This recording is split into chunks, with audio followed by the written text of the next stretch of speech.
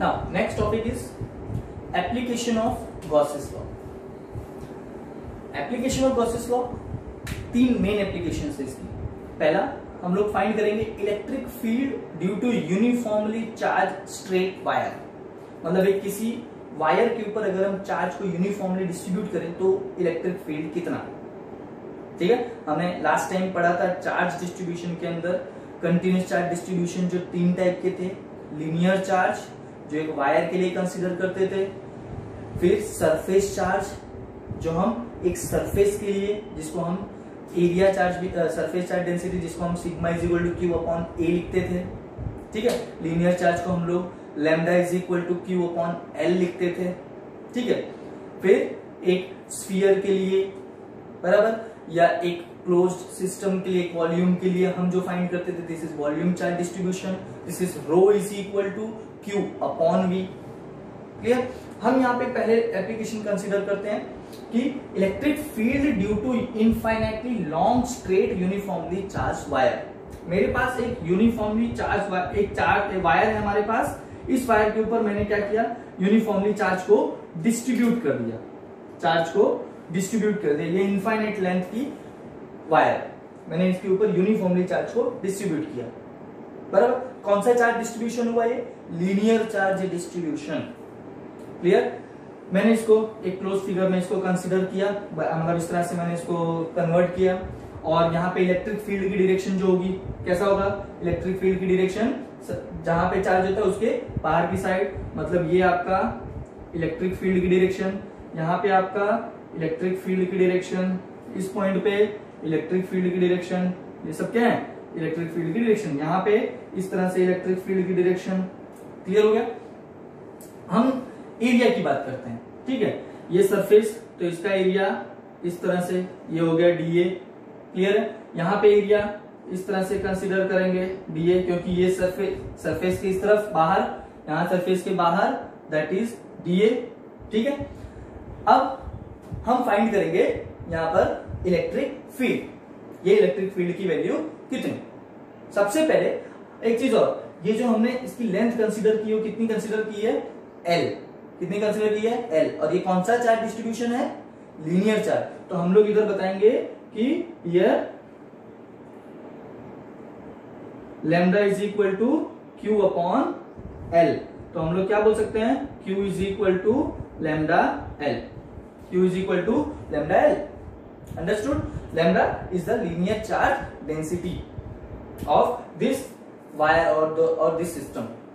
Clear. L is the length of wire. Clear? So total charge distributed on this system is Q is equal to lambda L. Clear? Now what is the value of flux? Now यहाँ पे flux देखो, यहाँ पे भी electric field है, यहाँ पे भी है, यहाँ पे भी, तो फ्लक्स क्या हो जाएगा, यहाँ पे इलेक्ट्रिक फील्ड, जितने इलेक्ट्रिक फील्ड उस हिसाब से, जिस सरफेस के हिसाब से, है ना। ये सरफेस तो सेम ही यहाँ पे हम कंसीडर करते हैं, ध्यान देना। तो क्या होगा यहाँ पे इलेक्ट्रिक फील्ड, जो हम फ्लक्स फाइंड करेंगे, इलेक्ट्रिक फील्ड के कारण जो फ्लक्स लग रहा है हमारे पास, वो फ्लक्स पहले तो हम पहले हम इसके कारण ले लेते हैं। तो क्या होगा, from figure electric field on the surface, electric field on the surface of the wire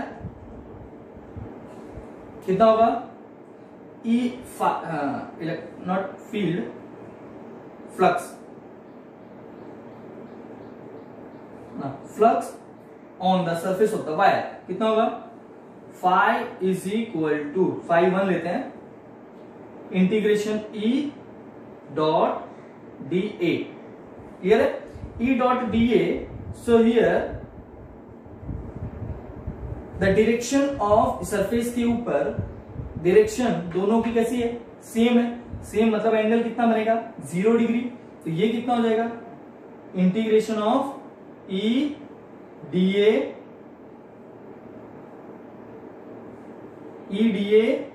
cos 0, therefore phi 1 is equal to integration of E dA। Clear.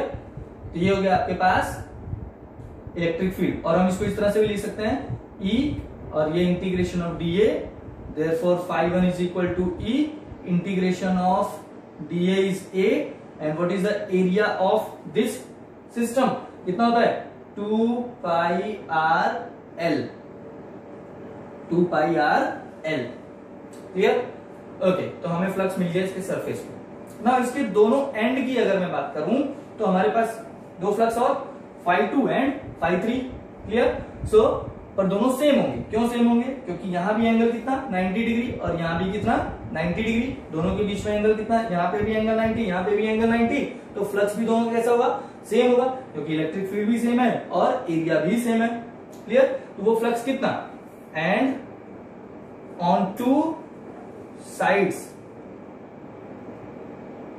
Of the system phi2 is equal to phi3, कितना होगा, integration E dA cos 90, cos 90 कितना 0, so phi2 is equal to phi3 कितना हो गया 0। Therefore total flux कितना हो जाएगा, total flux system का phi is equal to phi1, phi is equal to phi1 plus phi2 plus phi3, therefore phi is equal to phi2 और phi3 तो 0 है, और ये कितना है आपके पास, ये हो जाएगा E 2 pi r l plus 0, therefore phi is equal to E 2 pi r l, equation number 3। ये हमें टोटल फ्लक्स मिल गया, क्लियर? देखना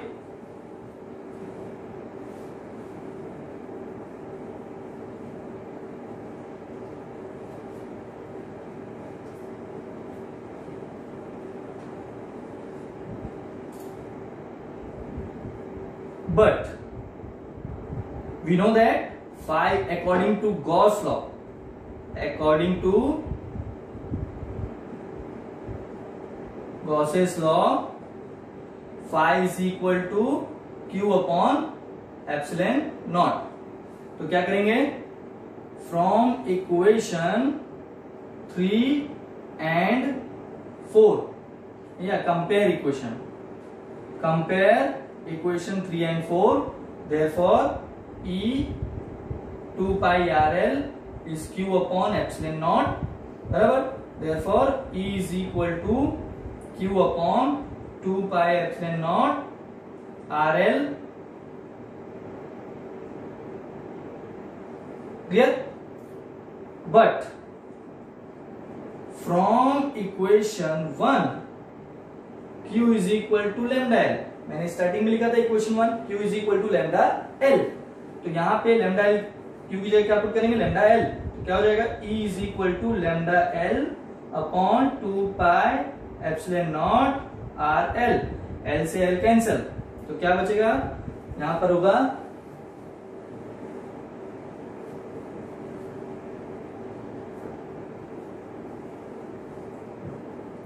therefore E is equal to lambda upon 2 pi epsilon naught r. This is the value of electric field due to infinitely long straight uniformly charged wire.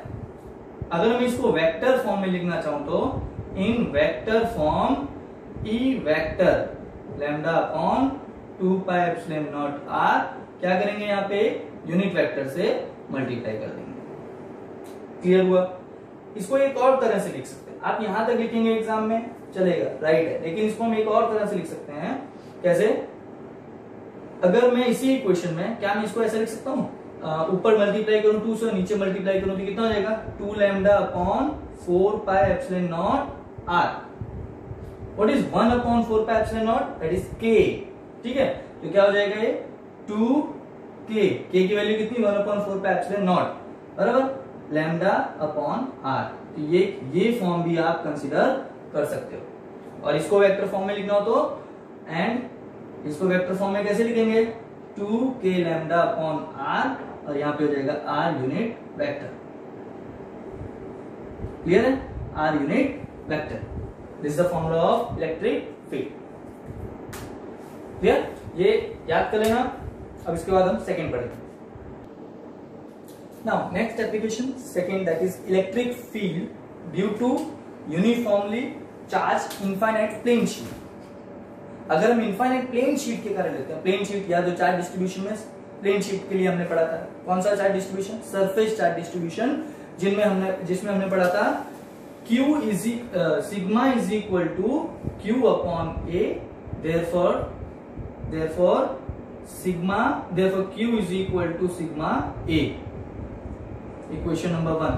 तो यहां भी यही होगा, total charge जितना है वो कितना हो जाएगा, sigma A is the area. ये इरेगुलर शेप है इसलिए हमने इसका एरिया A लिया हुआ। Clear?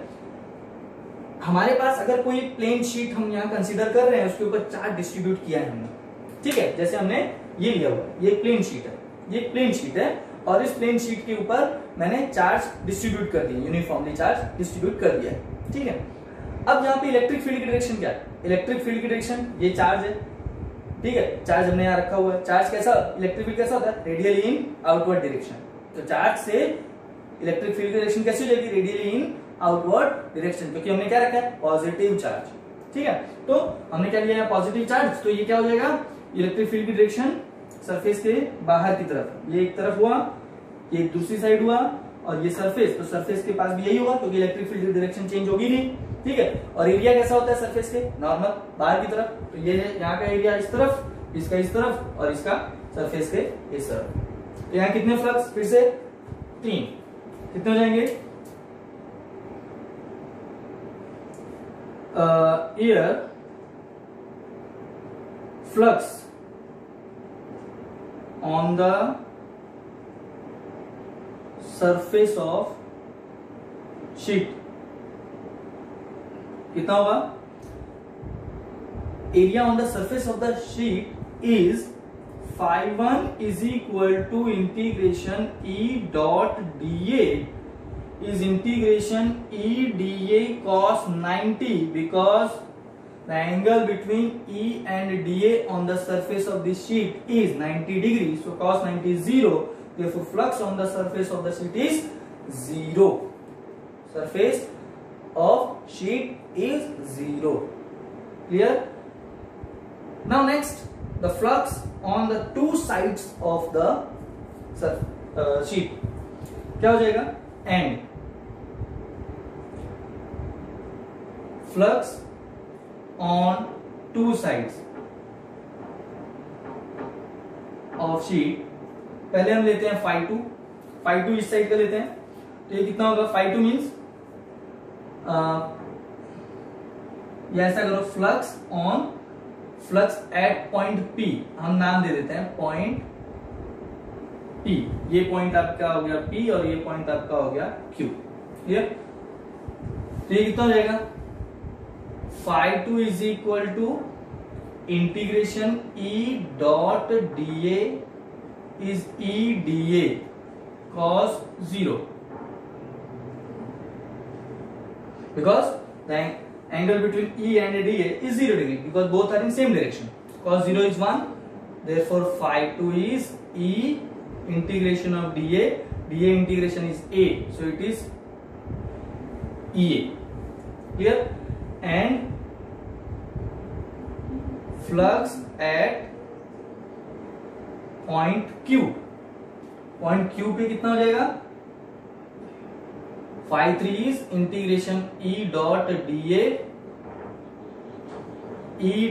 cos 0, again cos 0 is 1, therefore phi3 is equal to integration E dA, ठीक है। E को बाहर ले लेते हैं, what is the integration of, चलो हम E को बाहर ले लेते हैं, अगर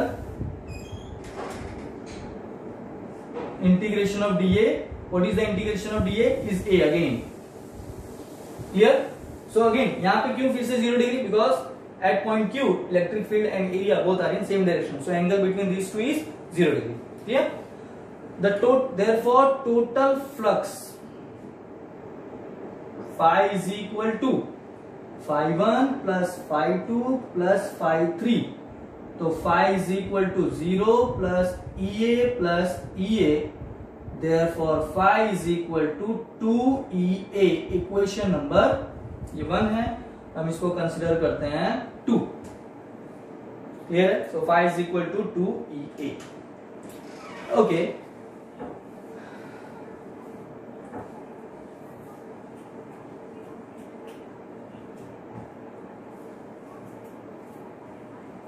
according to Gauss's law, phi is equal to q upon epsilon naught. Equation number 3. Compare equation 2 and 3. Therefore compare करो इसको, ये हो जाएगा 2EA is equal to Q upon epsilon naught. ये इक्वेशन 1 याद रखना, Q is equal to sigma A.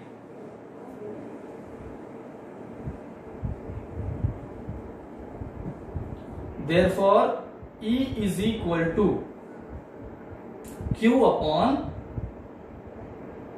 2 epsilon naught A, but from equation 1 Q is equal to sigma A, therefore E is equal to sigma A upon 2 epsilon naught A.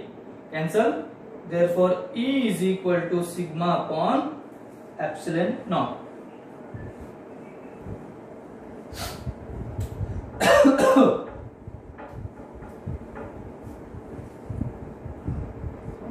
E is equal to sigma upon 2 epsilon naught. Okay, so in vector form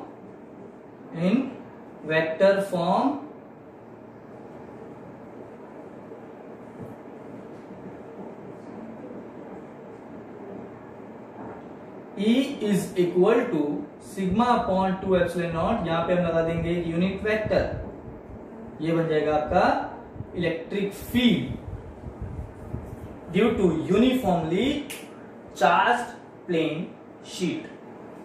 clear? तो ये electric field आपको डर. Okay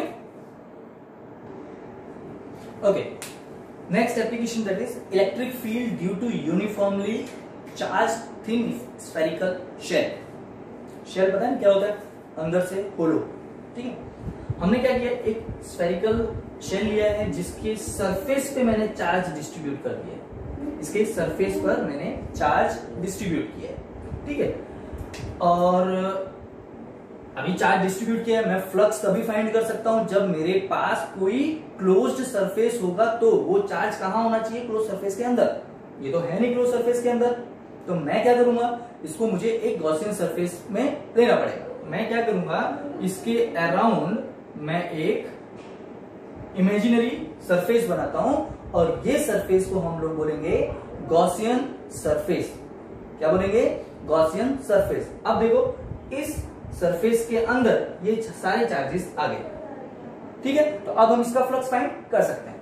पहली चीज, यहां से, अब surface का यहां है तो हमें यहां से यहां तक का डिस्टेंस लेना पड़ेगा. ठीक है, और इस पॉइंट पे इसका डिस्टेंस कितना हो जाएगा? R हो जाएगा. अब ये सरफेस, इलेक्ट्रिक फील्ड की डायरेक्शन ये होगा. एरिया मान लेते हैं हम किसी एक स्मॉल पार्ट के लिए फाइंड करना चाहें, तो यहां पे एरिया की डायरेक्शन बाहर की तरफ, सरफेस के कहां होगा? बाहर की तरफ. ठीक है, एक कंडीशन याद रखना है यहां पे, here capital R is the radius of this shell and small r is the distance at which we find the value of flux. Fine. See, so here एक चीज कंसीडर कर लो, here R is very greater than R. Clear? Okay. So next one, यहां पे हम देखेंगे, हम यहां पे पहले फ्लक्स फाइंड करेंगे. तो क्या होगा? So here phi is equal to E dot dA. Clear? दोनों की डायरेक्शन सेम, इसलिए क्या लिखेंगे? E dA cos 0 and cos 0 is 1. Therefore phi is equal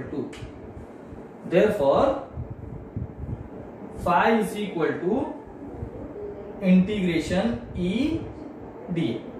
तो क्या हो जाएगा ये? हम लोग यहां पे क्या करेंगे, E को बाहर ले लेंगे. Integration of dA is A, ठीक है, what is A, but area of this system is, कितना होगा area of this system, that is 4 pi R square, therefore phi is equal to E 4 pi R square, equation number 1. But according to Gauss's law क्या हुआ, phi is equal to q upon epsilon naught. तो therefore ये हो जाएगा आपका equation number 2. So compare equation 1 and 2. Therefore E 4 pi r square q upon epsilon naught. Therefore E is equal to q upon 4 pi epsilon naught r square. This is the value of electric field outside the shell. Outside the shell. ध्यान रखना, here E is inversely proportional to r square. ये याद रखना, inversely proportional to r square. Clear? Okay. तो ये हुआ आपका electric field outside the shell. अब हमें इनसाइड द शेल फाइंड करना पड़ेगा, बराबर, inside the shell. Inside the shell अगर हम लेते हैं तो यहां क्या होगा, देखो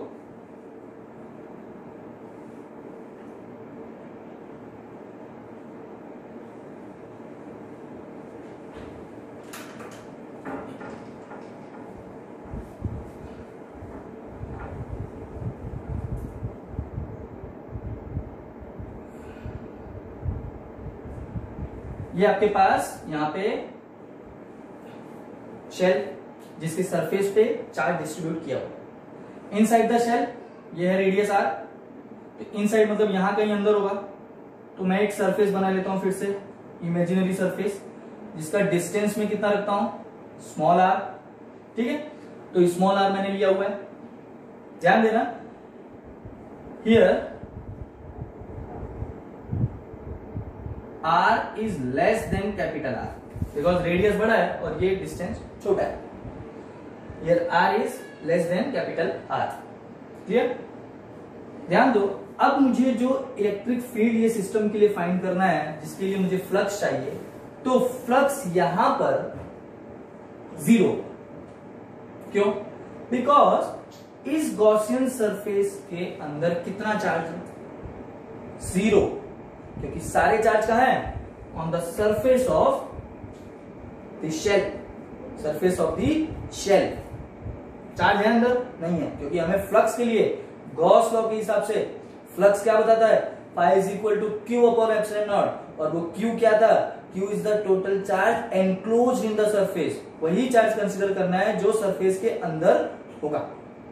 क्लियर? तो यहां तो सरफेस के अंदर कोई चार्ज नहीं है, तो क्या होगा, हियर, अच्छा ये लिख लो, inside the shell, here Q is equal to 0. ऐसा लिखेंगे, inside the shell Q is equal to 0. तो देयरफॉर इलेक्ट्रिक फील्ड कितना, E is equal to 0. E is equal to 0. Clear हो गया? तो ये आपको याद रखना, बराबर. ध्यान दो एक चीज, मैं दोनों का ग्राफ बनाता हूं यहां पे.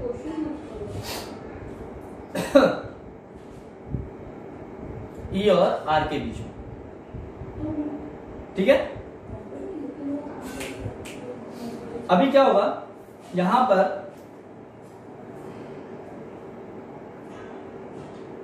इस पॉइंट पे इलेक्ट्रिक फील्ड 0 होगा यहां से यहां तक, और इस पॉइंट पे इलेक्ट्रिक फील्ड R स्क्वायर.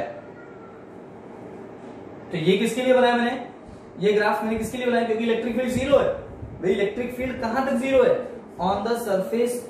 कहां से कहां तक 0 है, ये यहां तक इलेक्ट्रिक फील्ड 0 आ जाएगा. मतलब R is equal to R पर इलेक्ट्रिक फील्ड मैक्सिमम होगा. यहां पे इलेक्ट्रिक फील्ड कैसा होगा, मैक्सिमम.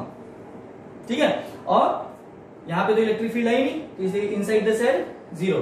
आउटसाइड द शेल मैंने आपको फॉर्मूला बताया था, वहां लिखा था E is inversely proportional to R square. हाँ, मतलब आर जैसे जैसे बढ़ता जाएगा E की वैल्यू क्या होती जाएगी, कम होती जाएगी, या E जैसे जैसे बढ़ेगा आर की वैल्यू कम होगी। तो ये रहा आपका डिक्रीजिंग ग्राफ।